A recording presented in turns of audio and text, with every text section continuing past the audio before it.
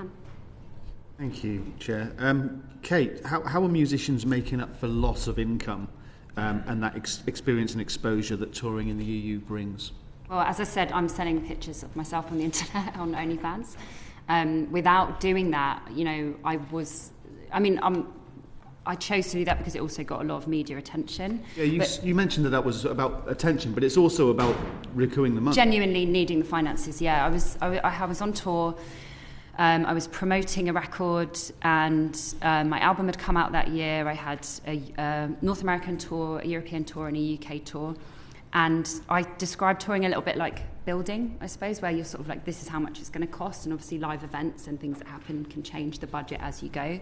And I think I didn't really believe how dire the situation was. But after being on the road for a while and sort of doing the numbers, I had, I think, 5 days in between two tours, and I was really stressing about how am I going to pay all of my invoices before Christmas, really, because of all these sort of like additional factors and things that can come, into play because of how much the landscape has changed. And I thought, I can't really get an acting job in 5 days and shoot something. I'm doing my actual job, which is where I'm supposed to be earning the money and being able to pay for this.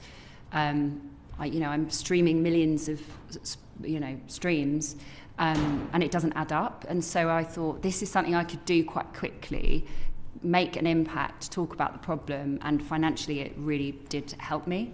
I know people that are selling all of their instruments, selling their things in their home, selling furniture, picking up second and third jobs if they can. You might not be able to if you're on tour. I don't know how you could work another job unless it's something like OnlyFans. And if you have disposable income already because of privilege, then you're more likely to be able to take the financial hit. But if you don't, you can't go on tour. And sometimes I'll be offered a gig in Europe, a festival, for example, and it just doesn't, I can't say yes because I'll just lose money doing it, and I just can't do that all the time. Yeah. It's costing you jobs in the EU and in the UK? Yeah.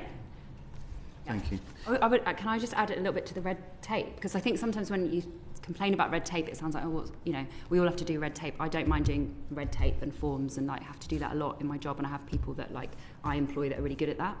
I think it can make a difference if you're on tour and the red tape holds you up.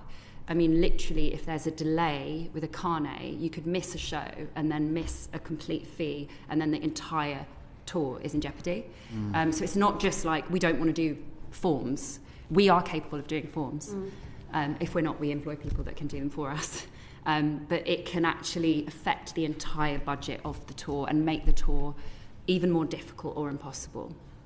Or you're cutting crew members, and that's another thing to think about. Is there's a lot of jobs in this industry. It's not just artists. I employ musicians, I employ sound engineers, lighting engineers. I have managers. I have a manager, agent, lawyer, accountant. It's like we're having to cut corners wherever we can, let go of people, and think about who we can even share the profit with. So I think it's already impacting a lot of people's jobs, and will continue to get worse if we don't find any helpful solutions and make things easier.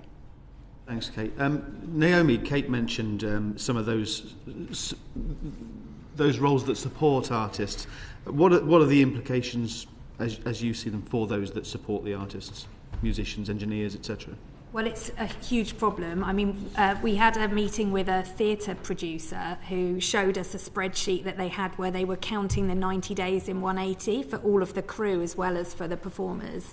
And we've heard about Robbie Williams having to kind of, after 90 days of touring in Europe, having to send his whole crew back to the UK and then pick up a second crew to go and do the rest of the tour, which is just crazy. And if you've got that gig working on a Robbie Williams tour, you want to be able to do the full tour. You don't want to be in a position where you have to come back and try and find another job halfway through. So that is completely crazy. But yeah, it's just the theatre producer we spoke to, they said that they'd had to tell crew members not to take a holiday in Europe because it would use up some of the 90 days potentially, and they're literally counting them down, and they have to send people back when the 90 days are hit. So it's definitely reduced opportunities for crew, and also I think US productions would sometimes come to the UK because you'd get access not just to the UK but also to all of Europe, and you could use UK talent, but also you could bring in crew from Europe if you wanted to. Obviously that's not possible now. So I think it does make the UK less attractive as a destination for productions. Thank you. Hannah, anything to add? I would echo a lot of what Naomi and Kate have expressed. Obviously, I'm speaking on behalf of the Association of British Orchestras, so we're talking about large-scale touring with large groups of people, so the costs are multiplied. We have statistics from 2019, so pre-Brexit, which showed that 77% of tours by UK orchestras were to the EU. It's our closest and our largest market, and that's the same case for orchestras as it is for gigging musicians. Chair, you asked why are we here? That is why we're here, because we're talking about our biggest market, which is being made much more difficult and expensive for us to access. Since Brexit came into force, since January 2021, we've seen an 8% decline in earned income for UK orchestras from touring, and we've seen a 9% decline in overseas performances. So it is having a real terms impact. In terms of the challenges that orchestras are facing, the impact is largely financial and administrative.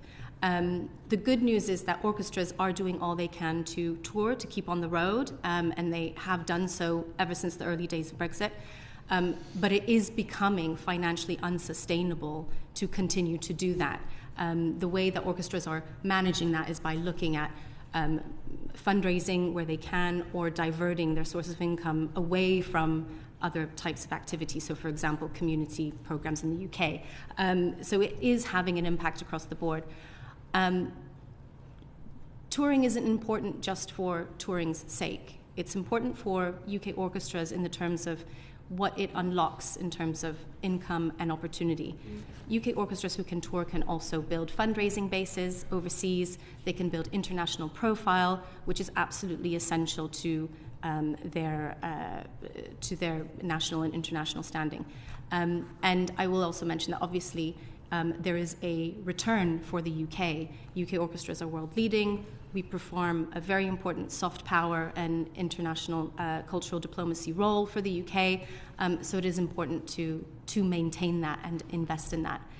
Just a final point I'll make, which I echo what Naomi and Kate have said, but one thing I would just say to put this into context is that when it comes to orchestras, we come in different sizes and scale. Touring does not look the same for all UK orchestras, for those who do tour. And also that we're here discussing Brexit, but it cannot be looked at in isolation from other macroeconomic and geopolitical and inflationary factors which are impacting touring as well. Yes, there are Brexit-specific solutions, but it is generally much more difficult and expensive to tour. And for UK orchestras, Brexit challenges are just another in a long line of challenges on a sector that's already under very heavy financial pressure.